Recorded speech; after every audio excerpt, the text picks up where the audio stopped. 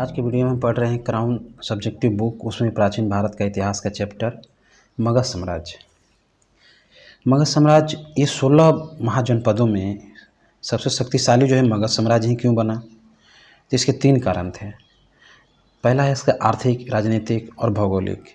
आर्थिक में उसमें जो है यानी 6ठी शताब्दी में लोहे की खोज हो जाने से खेती जो है बहुत अच्छी तरह से होने लगी थी और उपयोग से ज़्यादा होने लगी थी, जिससे वो बचे हुए चीज़ को मार्केट में बेचकर जो है आर्थिक रूप से मजबूत हुए।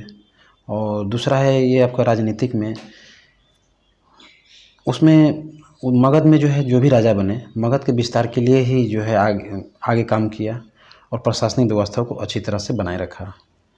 और तीसरा है भौगोलिक, यानी मगध जो है आपको नदियों के जाल और पहाड़ों से घिरा हुआ था। यानी जो है गंगा, गंडक और सोन जो है पाटलिपुत्र का निर्माण हुआ था इन तीनों के संगम पर। और उससे पहले जो राजगिरी थी वो पहाड़ियों से घिरा हुआ था। तो इस तरह से जो है मगध जो है पूरी तरह से जो एक सुरक्षित था। और कोई भी राज्य जब सुरक्षित होता है तो आगे डेवलप करता है, उसका विस्तार होता है। तो यही कारण था कि जो 16 महाजनपदों में मगध जो है काफ़ी जो है शक्तिशाली बन गया। तो चलिए आगे देखते हैं। 6ठी शताब्दी ईसा पूर्व के आगे के भारत का राजनीतिक इतिहास महाजनपदों के बीच प्रभुत्व स्थापित करने के लिए संघर्ष का इतिहास है। मगध राज सबसे शक्तिशाली बन गया और साम्राज्य स्थापित करने में सफल हुआ। अथर्ववेद में मगध का सर्वप्रथम उल्लेख मिलता है। महाकाव्यों के अनुसार बृहदत्त ने मगध राज की स्थापना की थी। वह वसु का पुत्र एवं जरासंध का पिता था।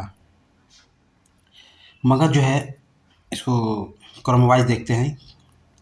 मगध में पहला जो है हर्यक वंश का स्थापना हुआ, उसके बाद शिशुनाग वंश का स्थापना हुआ, फिर उसके बाद जो है नंद वंश का स्थापना हुआ और उसके बाद मौर्य वंश का। तो पहला जो है हर्यक वंश जो है इसमें बिंबिसार, अजातशत्रु और उदयन जो है एक प्रतापी राजा हुए। और शिशुनाग वंश में आपका शिशुनाग और कालाशक हुए। और तीसरा नंद वंश में आपको महापद्म नंद और घनानंद हुए। हर्यक वंश बिंबिसार, जिसका शासनकाल 544 से 492 ईसा पूर्व था, यह हर्यक वंश का स्थापना किए थे तथा महात्मा बुद्ध का मित्र एवं संरक्षक था। राजगिरी यानी गिरिव्रज उसकी राजधानी थी। बिंबिसार को सैनिक यानी सेना रखने वाला भी कहा जाता था। उसने विजय एवं विस्तार की नीति शुरू की। बिंबिसार ने वैवाहिक संबंधों से अपनी स्थिति मजबूत की। उसने 3 विवाह किए। प्रथम पत्नी महाकौशला देवी कौशल राज की पुत्री एवं प्रसेनजीत की बहन थी। इस विवाह से काशी दहेज में मिला। यानी बिंबिसार को महाकौशला देवी से शादी यानी विवाह करने के उपलक्ष्य में काशी दहेज में मिला। दूसरी पत्नी लिच्छवी की राजकुमारी चेलना थी, जिसने अजातशत्रु को जन्म दिया। यानी दूसरी पत्नी लिच्छवी की राजकुमारी चेलना थी, जिसने अजातशत्रु को जन्म दिया। और तीसरी रानी मद्रकुल की राजकुमारी क्षेमा थी। इस प्रकार बिंबिसार ने 3 शादियाँ की थी। पहला महाकौशला से, दूसरा चेलना से और तीसरा क्षेमा से।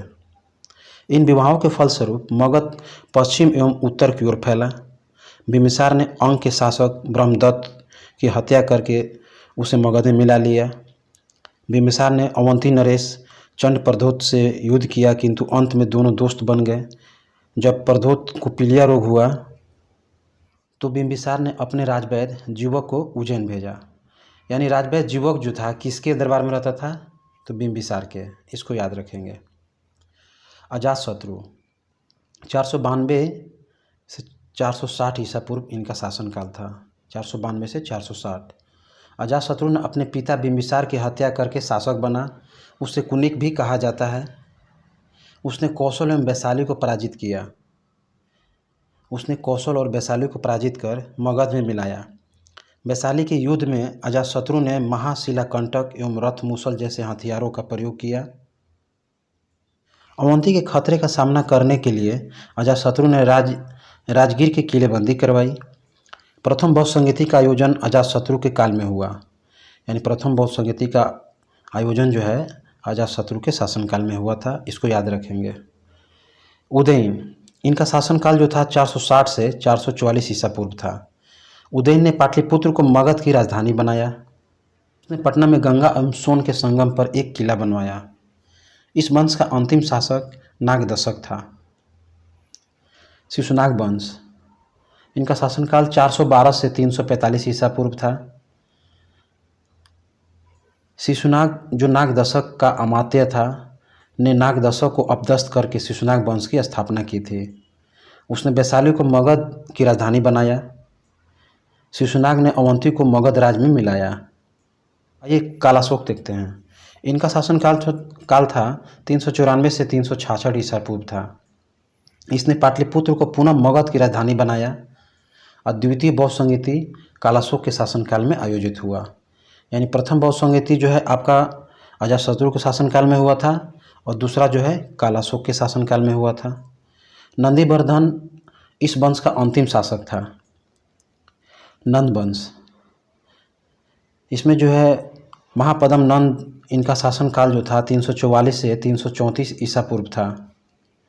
यह नंद वंश का संस्थापक था। इसने कलिंग को मगध में मिलाया। विजय स्मारक के रूप में वह कलिंग से जिन की मूर्ति उठा लाया था।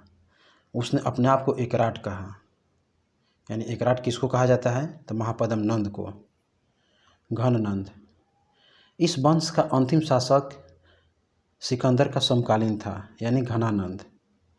चाणक्य ने चंद्रगुप्त मौर्य के साथ मिलकर घनानंद को पराजित किया और मौर्य वंश की स्थापना की।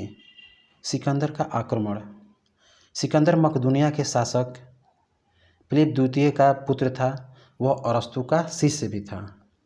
सिकंदर ने एशिया माइनर, तुर्की, इराक एवं ईरान पर विजय प्राप्त करने के पश्चात 360 ईसा पूर्व में खैबर द्वारा पार करके भारत पर आक्रमण किया।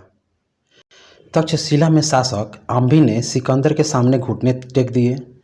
हाइडेस्पिसिस का युद्ध, झेलम नदी के किनारे सिकंदर को पोरस का सामना करना पड़ा।